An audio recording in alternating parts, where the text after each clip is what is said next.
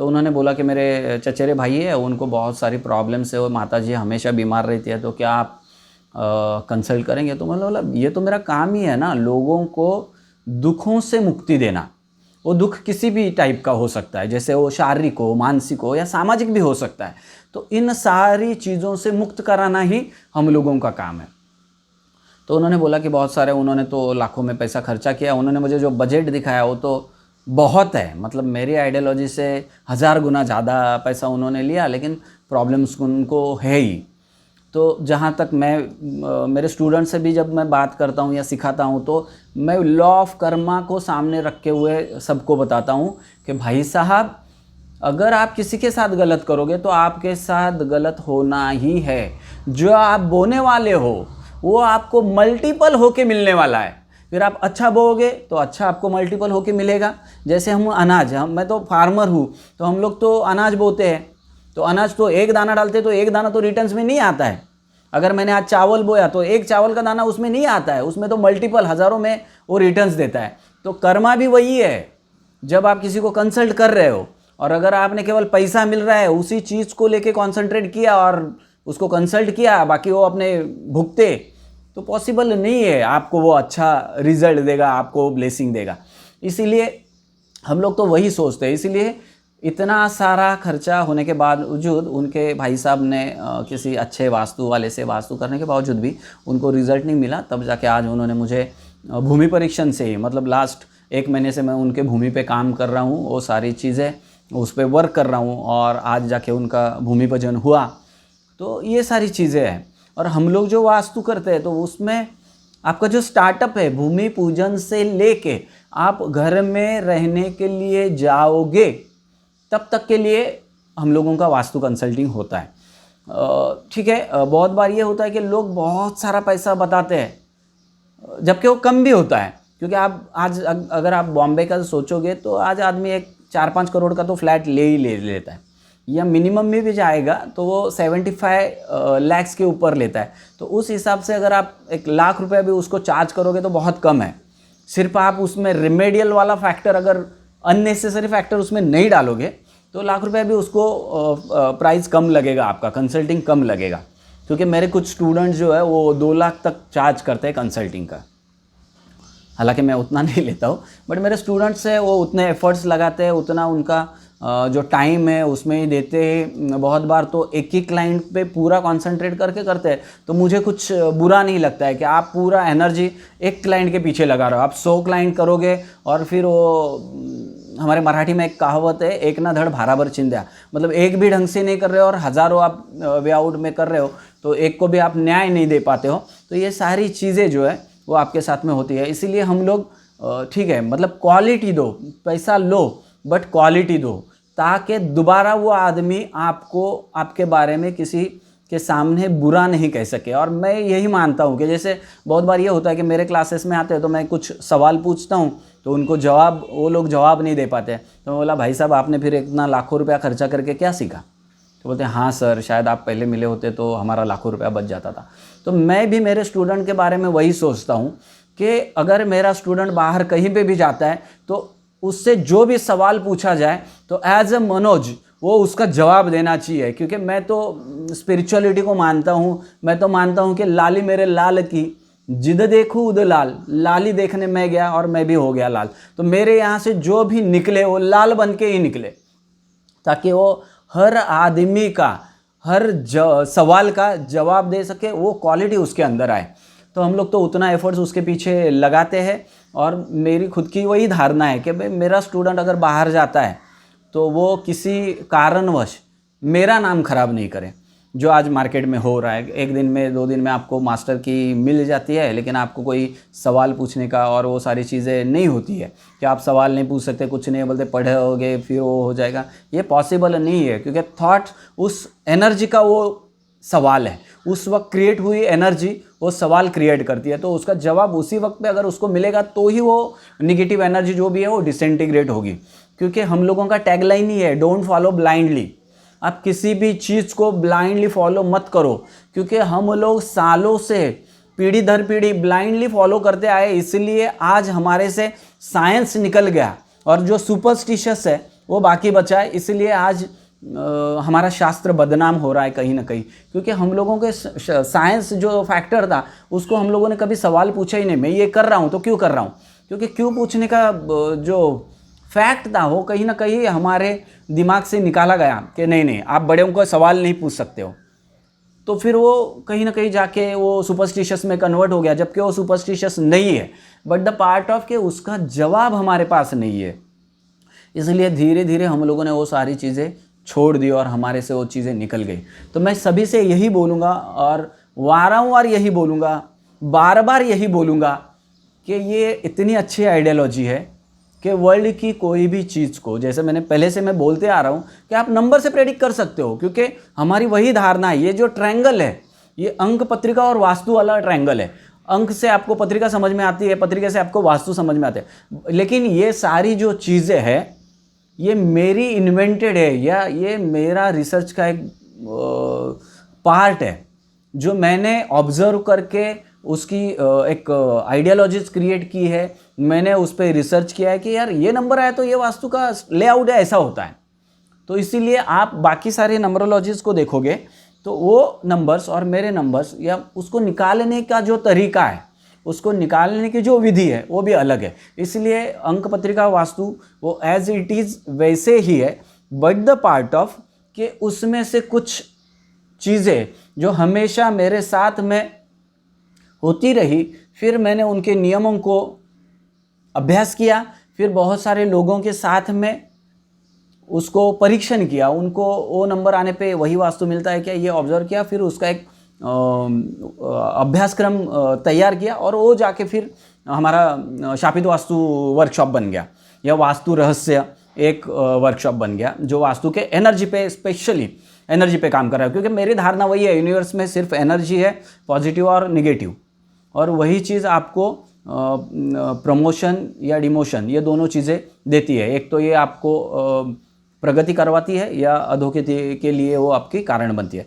तो ये सारी चीज़ें ऐसी तरह से शापित वास्तु रहस्य में बनी हुई है। शापित वास्तु वर्कशॉप में हम लोग पढ़ाते हैं। तो आप वर्ल्ड का कोई भी आदमी कहीं से भी किसी भी वास्तु को देख सकता है और उसके लिए कोई भी सुपरनेचुरल एक्टिविटी नहीं है, कोई भी सबकॉन्शियस या ये सारी चीज़ें नहीं है। हाँ, ये होता है कि आप जितने स्पिरिचुअल होंगे उतनी जो सेंस है आपकी उस चीज़ को पकड़ने के लिए उतनी बारीकियाई या उसके अंदर जो जो खूबियाँ है, जो जो माइक्रो लेवल तक, क्योंकि हमारी आइडियोलॉजी मैक्रो टू माइक्रो तक जाती है, इसीलिए उतनी डीप तक जाने में ये सारी चीज़ें आपको सपोर्ट करती है। स्पिरिचुअलिटी आपकी, आप जितना पूजा पाठ कर रहे हो, आप ध्यान साधना कर रहे हो, तो ये सारी चीज़ें आपको इस कोर्स में वो चीज़ों को समझने के लिए, उस एनर्जी को प्रेडिक्ट करने के लिए, जांचने के लिए आपको बहुत सारी मदद करती है। तो इसीलिए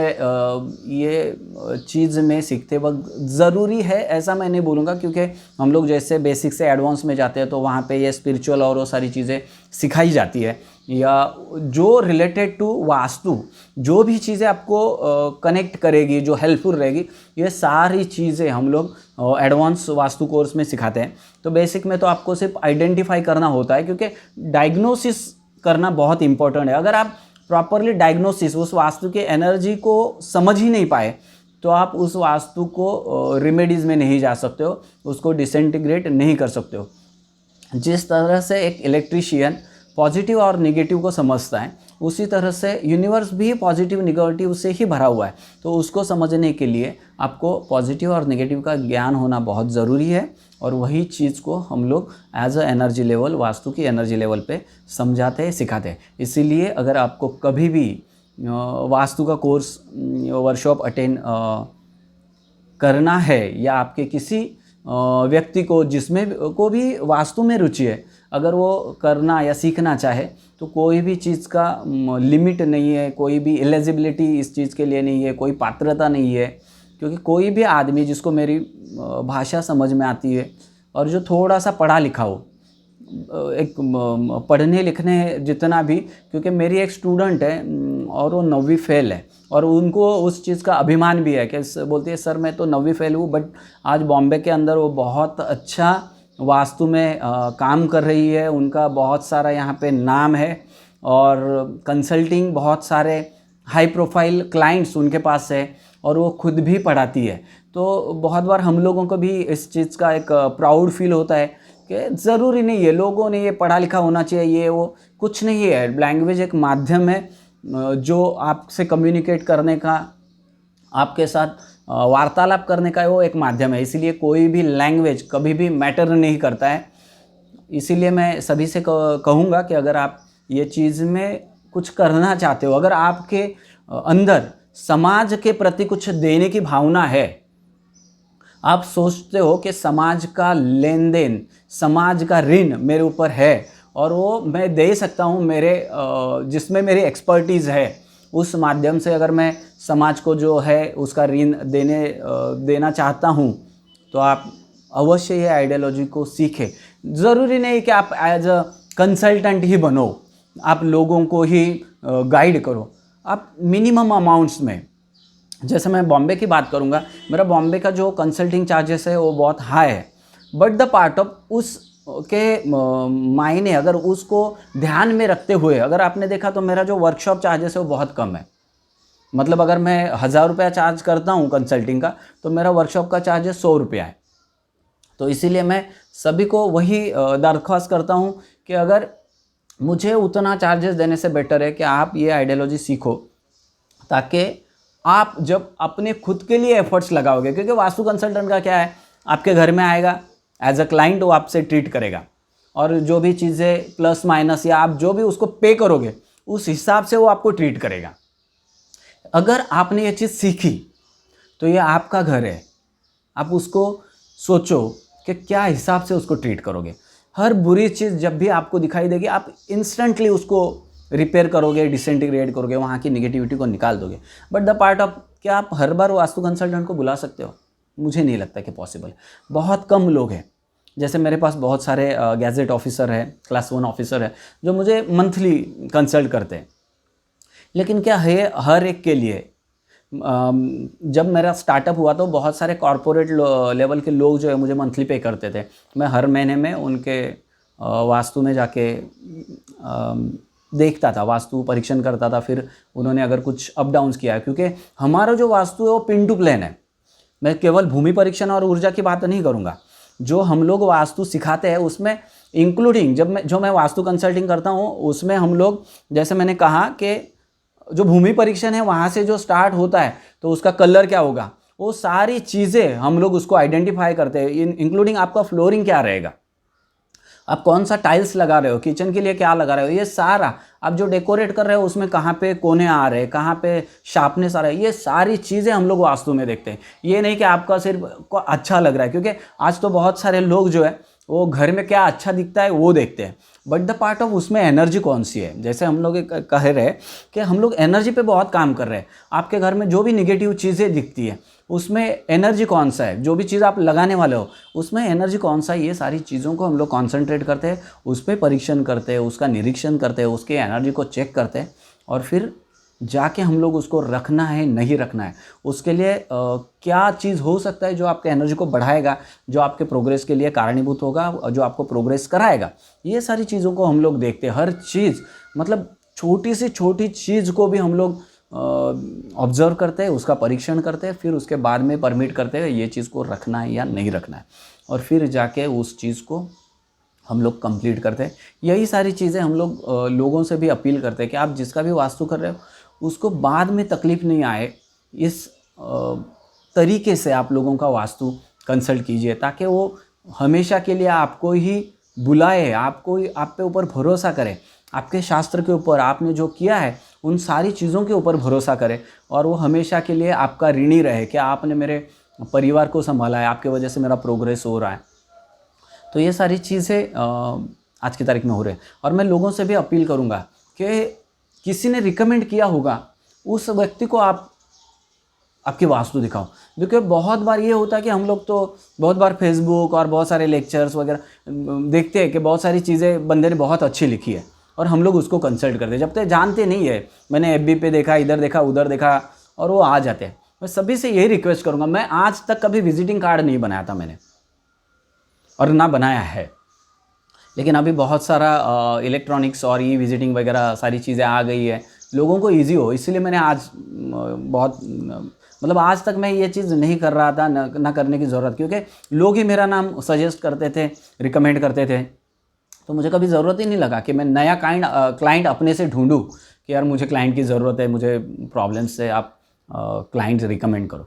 तो ये सारी चीज़ें हैं कि आप अगर अच्छा काम करोगे तो लोग आपको फेथ करना शुरू कर देंगे। और ये सारी चीज़ें जो है, जो हम लोगों ने, मैं आपके सामने जो शेयर कर रहा हूँ, ये इतनी अच्छा रिजल्ट देती है। यूनिवर्स आपको, आपका जो भाव है, आपका जो लोगों को मदद करने वाला भाव है, वो आपके अंदर जागरूक है, तो यूनिवर्स भी सदैव आपके साथ में तत्सत के लिए खड़ा होता है। तो इसी शब्दों में मैं आपसे रज़ा लेना चाहूँगा और सभी से अपील करूँगा कि आप जो भी ये आइडियोलॉजी सीखना चाहेंगे, उसके लिए हम लोगों का फ़िलहाल तो बॉम्बे में ही वर्कशॉप होता है, और ये मेरा 1 दिन का वर्कशॉप है, क्योंकि मेरा जो है, जैसे मैंने पहले भी कहा, ये मेरा 11वां जनरेशन है और लास्ट 22 साल से, मैं तो उम्र के मेरे 7वें 8वें साल से ये सारी चीज़ें सीख रहा हूँ, कर रहा हूँ। लेकिन मैंने 2000 से इसको प्रॉपरली कमर्शियल किया था, और 2000 से मैं कॉरपोरेट सेक्टर, फिल्म इंडस्ट्री और ये सारी चीज़ों को मैं कंसल्ट कर रहा हूँ। तो मेरा जो एज अ कंसल्टेंट 22 साल का तजुर्बा है, और मेरे उम्र के 7-8 साल से ये सब चीज़ें स्पॉन्टेनियसली मैंने ये सीखी है, इनफॉर्मली ये सब चीज़ें मैंने सीखी, और फिर वो धीरे धीरे उसको फॉर्मेशन में लाते गया, क्योंकि ये मेरा फैमिली बैकग्राउंड से ही बिलोंग कर रहा था ये सारी चीज़ें। तो मैं वही बोलूँगा कि अगर आपको लगता है कि ये चीज़ आपको भी सीखना है, तो आप मेरा वर्कशॉप कर सकते हो। या अगर आप कहीं पे भी हो और कुछ लोग, एक 10 के ऊपर के लोग, अगर आप ये चीज़ को सीखना चाहे, तो हम आपके सिटी में आके आपको ये चीज़ सिखाते हैं। तो आप अगर रुचि रखते हैं या इसी फील्ड से या इस फील्ड में आप अपना करियर बनाना चाहते हो, तो आप ज़रूर ये कोशिश करें। या फिर बॉम्बे वाला हमारा रेगुलर जो है वर्कशॉप, आप वहाँ पे भी आके सीख सकते हो, जैसी आप समझना चाहो, या आपकी जो भी सहूलियत हो, जो भी आपको इजी वे लगे, आप उस हिसाब से कर सकते हो। वंस अगेन, आज का दिन जो है वो मातृशक्ति के लिए, आज का जागतिक दिन है, जो मातृशक्ति जिसके वजह से आज हम इतनी तरक्की पे है। तो सभी को वापस एक बार मैं हार्दिक शुभकामना दूंगा, और जो भी लोग इस चैनल को देख रहे हैं, मैं उनसे रिक्वेस्ट करूंगा, दरख्वास्त करूंगा कि आप ज़्यादा से ज़्यादा लोगों तक ये आइडियोलॉजी को पहुंचाए, ताकि जो भी व्यक्ति वास्तु खरीद रहा है, अपनी जमा पूंजी उसमें डाल रहा है, तो क्योंकि वास्तु हर बार नहीं बनता, तो सारे लोगों को कुछ न कुछ मेरे इस यूट्यूब के माध्यम से, चैनल के माध्यम से थोड़ा सा भी अगर रिलीफ मिला, तो मैं समझता हूँ कि ईश्वर का कुछ न कुछ कृपा मेरे ऊपर हो जाएगी। क्योंकि हर चीज़ पैसों में काउंट नहीं होती है। आपके पास पैसा हो सकता है, लेकिन आप सुख नहीं खरीद सकते हो। ये सारी चीज़ें हैं, तो मैं उसी चीज़ को मानता हूँ। तो सभी से मैं यही रिक्वेस्ट करूँगा कि इस चीज़ को मैक्सिमम लोगों तक शेयर करें। और अगर आपको कुछ भी डाउट है या कुछ भी आइडियोलॉजिकली आपको वार्तालाप करना है, तो आप मेरे व्हाट्सएप पे या यूट्यूब पे भी कमेंट्स कर सकते हो, या व्हाट्सएप है उस पे भी आप कमेंट्स कर सकते हो। तो आपके सवालों के जवाब देने की हम लोग पूरी कोशिश करेंगे। क्योंकि कोई भी चीज़, जैसे मैंने कहा कि डोंट फॉलो ब्लाइंडली, कोई भी चीज़ को ऐसे ही स्वीकारने से अच्छा है कि उसको समझो, फिर उसके बाद में स्वीकार करो। इसी शब्दों से मैं आपकी रज़ा लेना चाहूँगा। धन्यवाद।